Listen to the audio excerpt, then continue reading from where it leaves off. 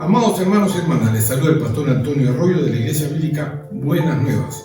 Y hoy les voy a compartir la poderosa y siempre bendita palabra de Dios. Dios nos está revelando las 7 llaves de fe que cambiarán nuestra vida para siempre. Sabemos la base, ¿qué es la fe? Hebreos 11:1, después la fe, la certeza de lo que se espera, la convicción de lo que no se ve.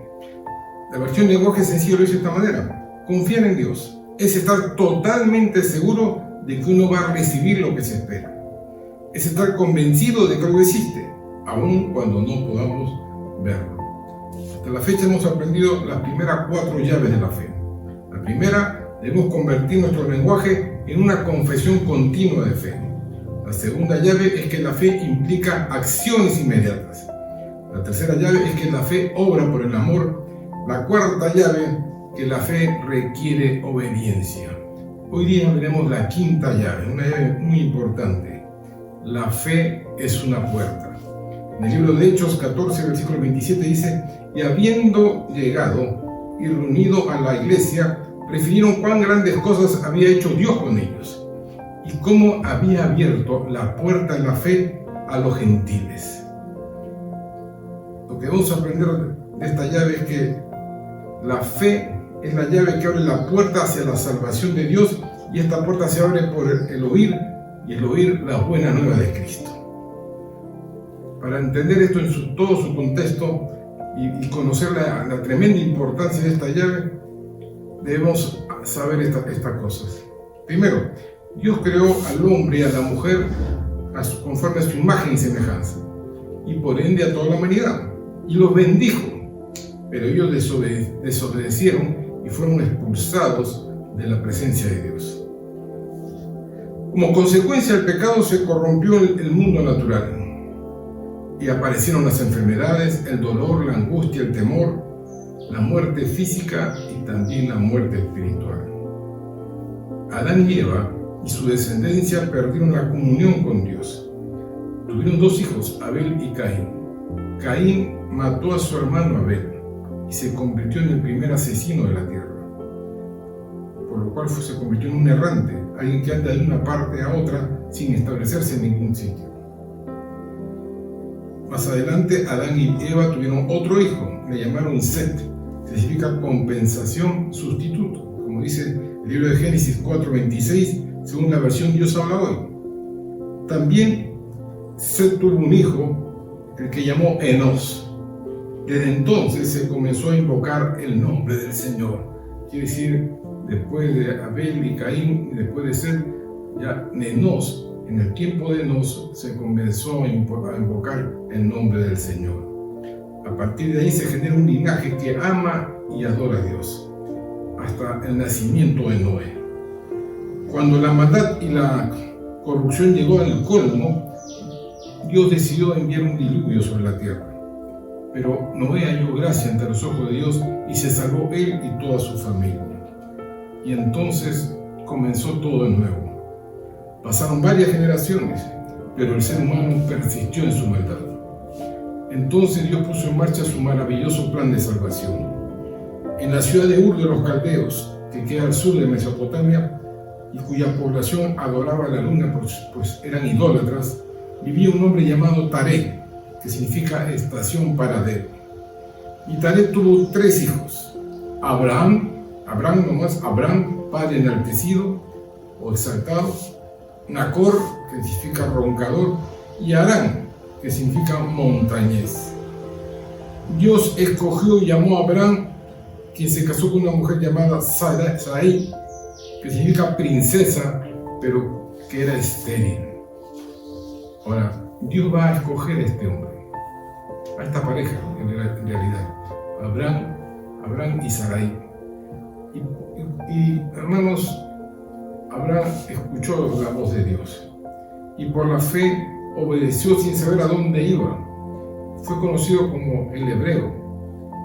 En hebreo significa Abirú, uno que cruza, que pasa al otro lado. Dios le cambia sus nombres. De Abraham sin H le pone Abraham, que significa padre de muchedumbre de gente. Y Sarai le pone Sara, princesa, madre de naciones. Y por la fe de ellos, Dios da a luz un linaje santo. A partir de ello va a correr un linaje santo, tal como dice en Hebreos 11, del 11 al 12. Por la fe también la misma Sara, siendo estéril, recibió fuerza para procrear y dio a luz aún fuera del tiempo de la edad, porque creyó que era fiel quien lo había prometido. Por lo cual también de uno, y este ya casi muerto, salieron como las estrellas del cielo en multitud. Ahí vemos una línea, ¿no? Y como la arena innumerable que está a la orilla del mar. Y vemos la otra línea, que espiritualmente sabemos que una son los gentiles y la otra es el pueblo de Israel. Dios cumplió su promesa y nació Isaac, que significa risa. Isaac se casó con Rebeca, cuyo nombre significa lazo corredizo, que entrampa con su belleza. Tuvieron 2 hijos, a Esaú, que significa peludo, velloso, y Jacob, el que suplanta, el engañador, el usurpador, el que toma por el talón. Pero algo tenía Jacob. Jacob amaba la bendición de Dios. Y es por medio de Jacob que Dios va a hacer nacer una nación llamada Israel, tal como está en Génesis 35, del 9 al 12, según la versión viviente. Ahora que Jacob había regresado de Padán Aram, Dios se le apareció de nuevo en Betel, que significa casa de Dios, y Dios lo bendijo a Jacob, diciéndole: tu nombre es Jacob, pero ya no te llamarás Jacob. A partir de ahora tu nombre será Israel, el que lucha con Dios y vence. Así que Dios le cambió el nombre y lo llamó Israel. Entonces Dios dijo: yo soy el Shaddai, el Todopoderoso. Sé fructífero y multiplícate. Llegarás a formar una gran nación. Incluso de ti saldrán muchas naciones. Habrá reyes entre tus descendientes. Y te entregaré la tierra que le di a Abraham y a Isaac. Así es, te la daré a ti y a tus descendientes. Hermanos, por eso se conoce al Dios de Abraham, Isaac y Jacob, un linaje santo. Ahora Jacob tuvo 12 hijos con 4 mujeres. Lea, que significa cansada, Raquel, que significa oveja, que ambas eran hermanas, por lo cual Jacob trabajó 14 años, ¿no?, por Lea. Y sus criadas, Silpa, que significa gotear, y Bilga, modestia. De estas 4 mujeres nacen 12 hijos, que son las 12 tribus de Israel. Y destacando entre esos hijos, a José, el soñador, quien fue el primer ministro de Egipto y quien llevó a toda su descendencia y lo salvó de la hambruna que había en esos tiempos. Cuando muere Jacob y posteriormente José, se levantó un nuevo faraón que no conoció a José ni lo que hizo, y esclavizó al pueblo de Israel. Y el pueblo de Israel comenzó a gemir, ¿no? Gimieron pidiéndole ayuda a Dios. Como respuesta, Dios se le aparece en una zarza ardiente a un hombre llamado Moisés, sacado de las aguas, hijo de levitas, y se va a convertir en el libertador de Israel. Y sacó al pueblo de Israel mediante milagros extraordinarios de parte del Señor. Y aún a pesar de eso, Israel sigue siendo un pueblo rebelde y de dura servicio. Y la mayoría de ellos, por incrédulos, murió en el desierto. Más adelante, ya muerto Moisés, se levantó Josué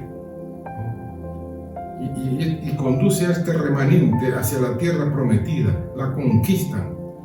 Pero a su muerte también se levanta una nueva generación que tampoco no conocía a Dios ni las obras que había hecho. Entonces Dios comienza, hermanos, un largo proceso de salvación, levantando jueces, sacerdotes, reyes y profetas. Comienza el maravilloso plan de Dios.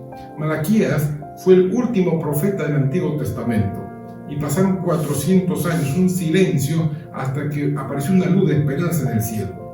Jesús, el Mesías prometido, nació y se activó el plan, una vez más, el plan maravilloso del Señor para con Israel. De hecho, Jesús, cuando empezó su ministerio, él dijo: yo soy la puerta de las ovejas, yo soy el buen pastor, mis ovejas oyen mi voz y me siguen. Y él aclaró que él había venido por las ovejas perdidas de Israel. Pero a pesar de ellos, también Jesús bendijo y sanó a varios gentiles que creyeron en él. Pero la pregunta, la salvación, ¿sería solamente para Israel o también alcanzaría a los escogidos. ¿Sería solamente para el pueblo escogido de Dios?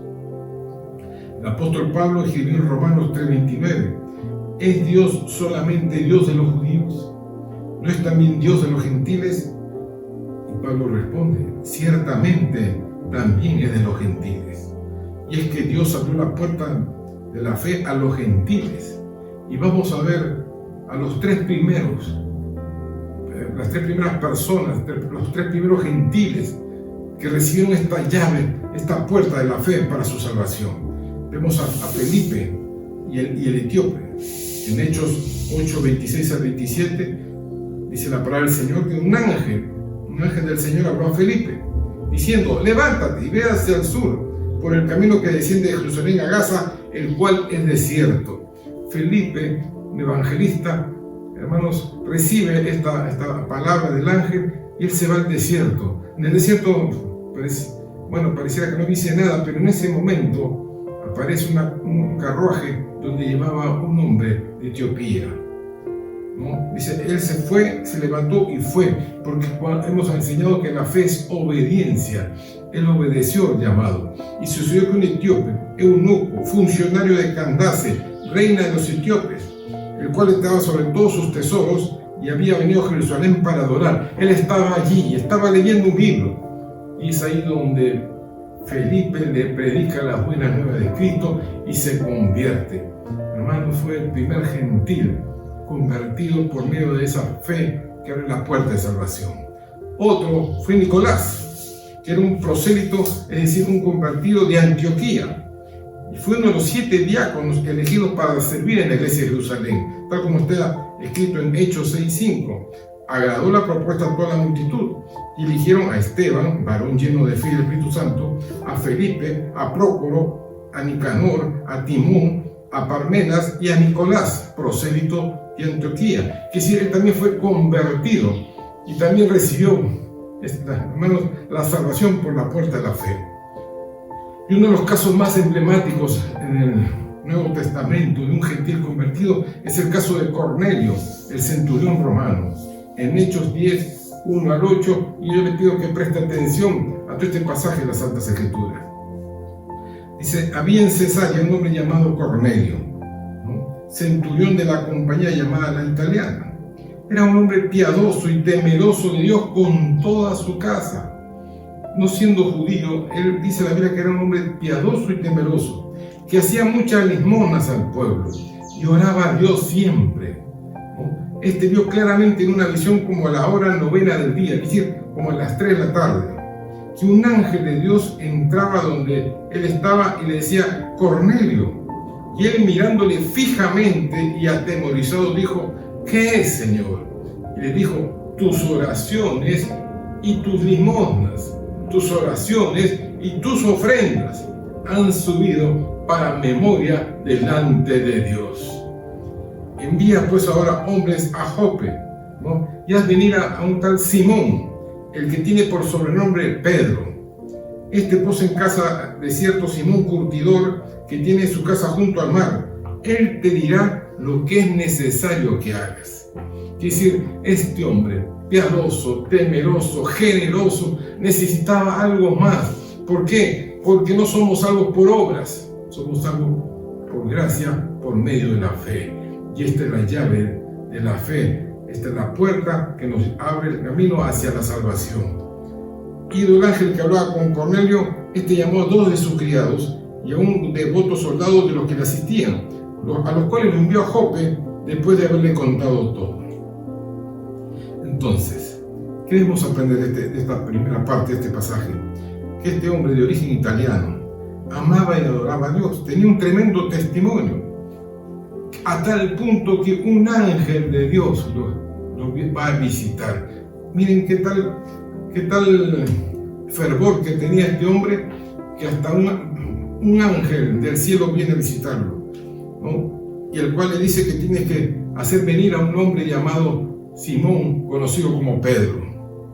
La pregunta era ¿para qué? La respuesta es que para que reciba la fe que abre la puerta hacia la salvación. Y mientras Cornelio recibía esta visita sobrenatural, el apóstol Pedro va recibir la revelación de la puerta de la fe, porque Dios no habla a una parte, habla a ambas partes. En Hechos 10, del 9 al 15, dice: y al día siguiente, mientras ellos iban por el camino y se acercaban a la ciudad, Pedro subió a la azotea para orar cerca de la hora sexta, al mediodía, y tuvo gran hambre, quiso comer, pero mientras le preparaban algo, le sobrevino un éxtasis, una visión sobrenatural, y vio el cielo abierto, y que descendía algo semejante a un gran lienzo que atado las cuatro puntas era bajado a la tierra, como una alfombra, y en la cual, dice, había de todos los cuadrúpedos terrestres y reptiles y aves del cielo.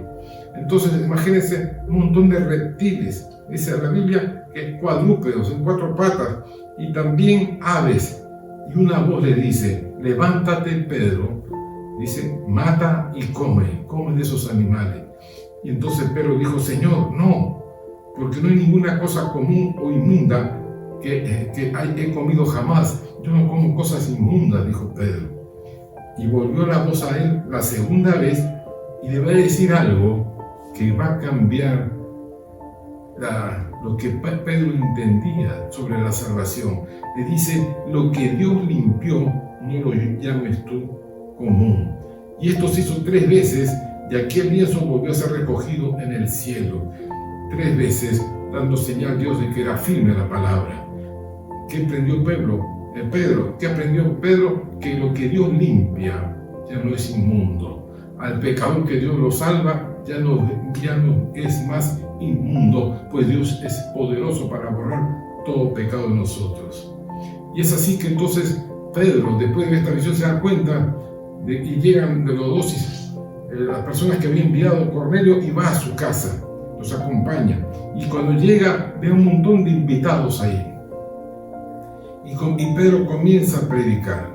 Y esto es lo que ocurrió. Mientras Pedro predicaba, en Hechos 10:44 dice que mientras aún hablaba estas palabras, Pedro, el Espíritu Santo cayó. El Espíritu Santo descendió sobre todos los que estaban los que estaban allí y oían el discurso.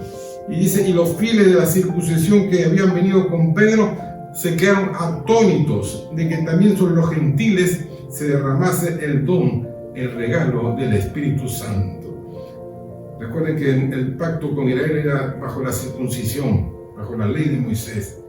Pero ahora estos gentiles no tenían ningún pacto de circuncisión, y aún sobre ellos se derramó el Espíritu Santo. ¿Por qué? ¿Cuál fue la señal por la cual ellos se dieron cuenta de que habían recibido el Espíritu Santo? Porque los oían que hablaban en lenguas y que magnificaban a Dios. Comenzaron a recibir ese don de lengua. Entonces le respondió Pedro: ¿puede acaso alguno impedir el agua? ¿No? Bendito sea el Señor. Para que no sean bautizados estos que han recibido el Espíritu Santo, también como nosotros. ¿Alguien puede impedir la obra del Señor? Y mandó bautizarles en el nombre del Señor Jesús. Y entonces le rogaron que se quedase por algunos días. Y ahí estuvo Pedro compartiendo con ellos la palabra, y se dio cuenta que la salvación había llegado a los gentiles, que por medio de la fe es una puerta que alcanza el mundo entero. Es importante entender esto, porque, hermanos, es por medio de la fe que nosotros podemos predicar a las personas y con la ayuda del Espíritu Santo salvar a muchas familias. Pedro regresa, ¿no?, a Judea y da su testimonio a los demás apóstoles y a los que estaban allí, a los demás hermanos. Y en Hechos 11, del 12 al 18 dice: y el Espíritu me dijo que fuese con ellos sin dudar.